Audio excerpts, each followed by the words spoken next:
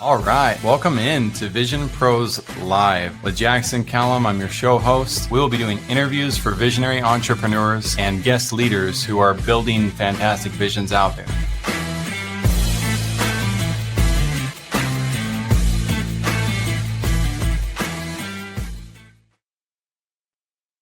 Everybody, welcome into another episode of Vision Pros Live. I'm your show host, Jackson Callum, founder and CEO of First Class Business. And I've got Dr. Teryl Baker on with me. She's got her doctorate in leadership or business. One of those two, both of those principles being important for any visionary out there. And she certainly has a depth of experience in both.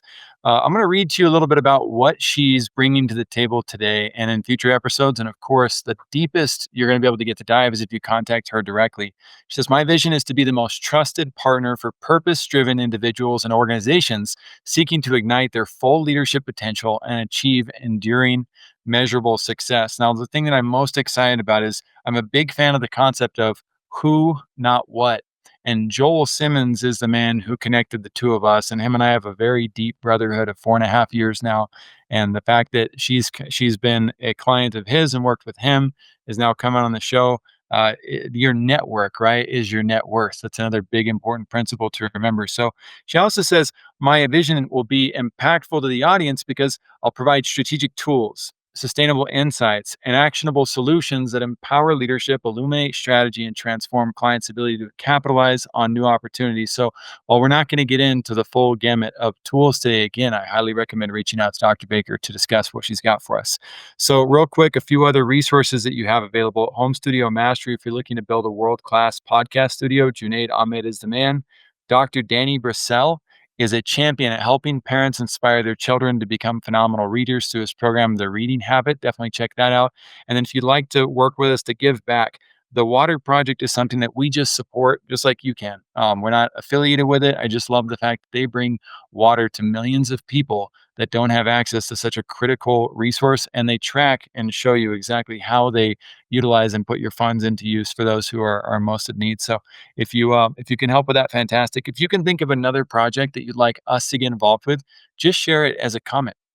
Go ahead and send that back to us. I will personally review whatever that cause looks like and see if there's some way that we can help contribute or spread the word. We got 8 billion people to help in this work. So I say, let's dive in and do that together. Without further ado, let's get back to helping you and dive into Dr. Baker's vision. Teryl, again, thank you so much for being here today. And Thank I'm you. excited to dive into this vision at a stronger depth. Um, Normally, I would ask you next, what's the vision for those that you serve? But I'm going to take a step back. You're a doctor. I'm not. Um, is there a question that if you're on a podcast that you haven't been asked or that you'd love to be asked for the sake of the audience? Anything come to mind? A question that I'd love to be asked. Yeah.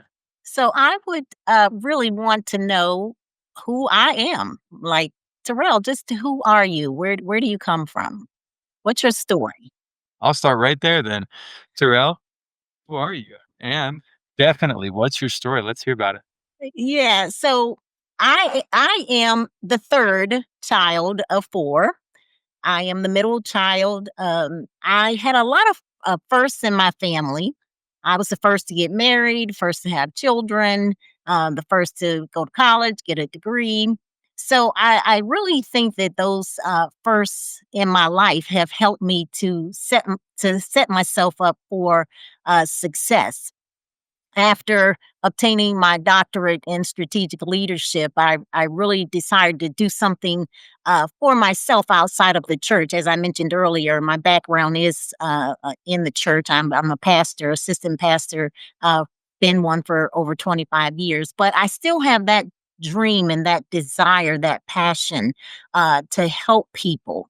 And so, with my foundation being a faithful foundation, I feel like I definitely have what it takes, and I know that I have what it takes to really help people beyond um, the to help people go into their experiences as ecclesial leaders. And so, for me, my passion is just loving, just living and laughing, having fun while encouraging, inspiring, and uplifting individuals as well. That's fantastic. So with Radiant Light, Is this something that is limited to the world of ministry and pastors, or is this something you're opening up to, the greater globe? Opening up, definitely opening up. Like I said, I wanted to go beyond, the church and into the world because light needs to shine everywhere. So, I feel like that's what I'm doing. I'm lighting letting my allowing my light to shine radiantly wherever I go in, places outside of, people that need that light, and need to have illumination and revelation as to business, acumen and their business acumen. So definitely outside. In addition to, I wouldn't say just outside, but in addition to what I'm already doing. Yes. Law of abundance, right? Lots Yes. of opportunity there for all and the above to be attracted. Yeah, I'm down here in Ecuador. Same type of thing. There's an opportunity to shed light down here, open the eyes and minds of youth while we're at it, and whoever else we might come across or decide to plan something for. So, speaking of planning for others, what's your vision for those that you serve? What do you hope to see them accomplish, achieve, feel, or sense by being involved in Radiant Light? So basically, I want to help individuals to um, uh, see their vision clearly. See their vision more clearly. We're offering help with people in their succession plans. A lot of businesses don't have their succession plans, helping people guide them through cultural shifts and merges that are happening more in today's society. Uh, One of the things I love is emotional intelligence, getting into helping people to identify with themselves, understanding themselves while they're understanding others as well, helping them to be more creative and innovative with the things that they are doing so that they can achieve, measurable outcomes and successes in the business realm. That's huge, and those are opportunities to plan on the front end. It's I think it was Stephen Covey who said, "Begin with the end in mind." Right? Yes. It's being ready to look at what might be on the horizon. So you mentioned a conglomeration of opportunities, succession plans, mergers, emotional intelligence. You and I both know it goes above and beyond that list too. All the things that brands and entrepreneurs, uh, I don't want to say have to juggle, but there's a lot of opportunity, right? A lot of moving Absolutely. parts in life. So Jake Larson comes to mind. He's one of my favorite mentors, videopower.com. For those of you who don't know him, he's one of the most balanced people I've met. But recently he's upgraded from balanced to talking about an integrated life, and making sure that all elements of his life are integrated, not necessarily balanced, but that there's unity and harmony across the spectrum. Um, what are your thoughts on that process as entrepreneurs, succession plan, mergers, emotional intelligence, employees, prospects? There's a lot of moving Mhm, parts. mhm. How do you balance or do you not? Do you integrate? What's it look like? Yeah, I think that a lot of things are interconnected. We as it's I liken it to our bodies. The head bone's connected to the neck bone connected to the backbone. I mean, our bodies function that way in interdependence on one organ to another. And so I feel like that's how we function in society and businesses and corporations, that when we understand our individual functions and how they're related corporately into there's a harmony there. There becomes that unity, there's symphony where things can flow better because everyone understands their part, and so they're doing that part in leadership. And I think that that's key to having that smooth flow of things, allowing everyone to understand how what they do relates to what the next person does, and how that brings how when it comes together, there's that beautiful picture, that beautiful blanket of tapestry that's woven all together, that without the other parts mean nothing. Hmm. So This is huge in a divided world right now where we've got AI that's doing good and bad, just like human beings are doing good and bad in the world. I love that you talked about the head bone connecting to the neck bone, or and beyond.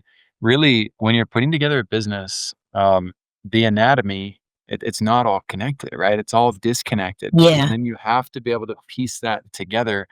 Mhm. And there's some class clowns out there who would say, and some sales, like really, really strong salespeople out there would say, it's not that complicated. Follow me.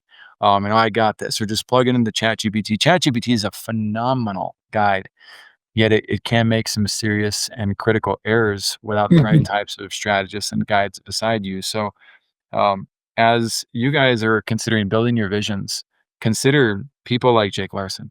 Consider people like Dr. Terrell Baker and what she's up to, or First Class Business. Consider who is it that you can trust? Who do you vibe with? Who do you feel has that type of energy that's going to help you with the process of pulling those elements together? Because it's not about complicating it. Right. It's about it's about making sure that we understand how to be wise stewards with what is complex. Mhm. And as simple as life can be, it's also something that the devil's in the details, so are the dividends. Yeah. So is the divine. Right. The details are what ultimately drives success in my humble opinion and experience. So I want to end with one final piece of perhaps fortune cookie or advice or resource that you'd like to share, Dr. Baker. And then of course I'd love to have you back on the show again so we can actually take a deeper dive into what Radiant Light is up to. Maybe some of the philosophies or the workbook components of how you pull things together. But if this was your last opportunity to speak to our audience today, what would your advice be for other visionary leaders out there? I would say you want someone that hears you, that hears your heart, that is listening for your needs and understands what those needs are and has the tools and resources to bring your dreams and your desires to pass. I do believe that I've studied and been equipped to do that. I certainly cannot answer everyone's question, but I do have a listening ear. I'm a great listener to understand what the plight is or what someone's issue, what their concerns are, and I believe that I definitely have the tools necessary to at least get you started in the right direction that you feel like you need to go in. And I'm not the type of person that just gets you started, but one that walks with you through to see the end of your dream being fulfilled. It's amazing. So visionaries, if you felt that peace, that harmony, that sense of calm that I did, then your opportunity is to reach out to Dr. Baker. Right. Just reach out and start a conversation. If you would like to do more things on your own in the meantime, my other invitation to you is consider the value of asking ChatGPT. What questions should I be asking when I'm looking for somebody to help me establish or expand my vision of my brand? Mhm. And in addition to that, ask what questions will great leaders be asking me? That does not mean they have to ask all those questions. Don't trap yourself in on this. Don't overcomplicate it. We're trying to simplify here and help you. But I do know that if we don't ask the right questions, we often don't end up at the right destinations. So That's being true. empowered and prepared for that, if that's going to help you, fantastic. Dive into the cerebral element of analyzing and finding those questions. But if you already feel that feeling of like magnitude that this is who I want to talk to, then give Dr. Baker a call because that's exactly what I'm going to be doing after this is saying, hey, how do we meet and catch up? Because we got 8 billion people to help. And again, I can't do this alone. So Vision Pros, thanks so much for being here, tuning in. Best wishes as you build out your visions. I hope that if you're diving in for the first time today, in the top right corner of our screen, you'll see that button that says be our guest. Come and join us in this. You don't have to be a doctor with world-class experience and leadership like Dr. Baker is.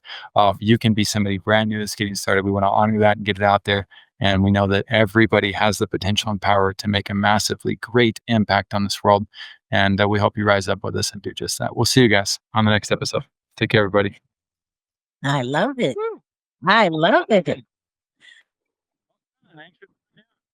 Oh, thank you. Thank you so much. It's a pleasure to meet you. Just wonderful. Jackson, you do remind me of Joel. You have the same spirit and I love that. Just friendly, very, very kind and gentle. Thank you so much for allowing me to to speak with you today. I'm so happy. I'm honored too. Thank you, Joel. I look up to Joel a lot. He is a good man. And it was fun the way we got to know each other, by him joining another program and then both of us falling out from that program, but having a mutual respect, a desire to support each other from a distance, but never forcing anything, just kind of Mhm. letting the whole process, um, marinate, if you will. Um, Yeah. so it's, I've met very few people, with the level of intentionality, integrity, leadership potential that Joel has. So Mhm. yeah, that's really cool. How long have you been working with him? How long have you known Joel for? Actually, we just met in May. I think it was May or late June. Yeah, early June or something like that. Yeah. Yeah. And it's like, it's one of those interesting situations or relationships where you feel like you've been knowing each other for years. And so it just an instant connection. Yeah. That's great. So it's like it seems like it's only been a few months, but it seems like years. So Huge. yeah. Now, Terrell, have you been on a lot of podcasts? Is this a common theme for you, or is this kind of No, I have not actually. I have not. So how this good. I actually probably 2. Cool. Yeah, I think this is my second one. So Oh, cool. That's exciting. That's super fun. Um, well, would you like to know where it goes from here and how? I certainly would. Yes, sir. Yeah, sure. Yeah, I can't speak for all of us. Every podcast is different. The game is changing rapidly. And the reason why is because now it's kind of like when everybody could, no, you no longer had to code to build websites. Now everybody becomes a web developer. Right. And Yeah. everybody gets a camera on iPhones. So now we're all famous photographers. Yes. But the, the, the amateur nature of podcasting, I mean, there's a wide spectrum of experiences that take place. And I'm a big believer that if we can reach one person, right, Yeah. that one person it benefits from it, fantastic. The neat thing is, even if you're on a bad show, let's say that content, you still are the light, right? That's in that darkness. And so you still will have the benefit of being able to showcase your depth as a leader. And if you take that episode, even if they're not attracting anybody, if they give you distribution rights and you take that and you put it in front of your audience, right? That's more new organic content. And most podcasters aren't bad. They're pretty good, Yeah. but it will increase your authority and your credibility because people see you on stage in different lights. And Mhm. your audience will get to know things like the story. Most people will dive into the story in the beginning of a podcast, and then you get to share your elements from different angles. Um, Google and other search engines categorize that information too, right? They're Mhm. always weighing it to see how many people liked it, how many people commented, how many people shared. Right. Do people stay and watch the whole interview? Do they just watch a piece of it? All of that factors into the value that comes out of the episode. And if Okay. you think of it like TV, and I'll end on this, but when the next episode of, I don't know what's popular on TV right now, but whatever's popular, right? Let's say The Walking Dead was popular a while back. Um, they're going to air teasers and trailers Mhm. 400 times that day, Right. 400 times, Wow. all the way up until the episode comes out. And then as soon as the episode ends, they're still going to have commercials about the Yes. next episode. So redistribution is the one thing that most podcasters and most podcast guests don't think about Mhm. from a professional standpoint.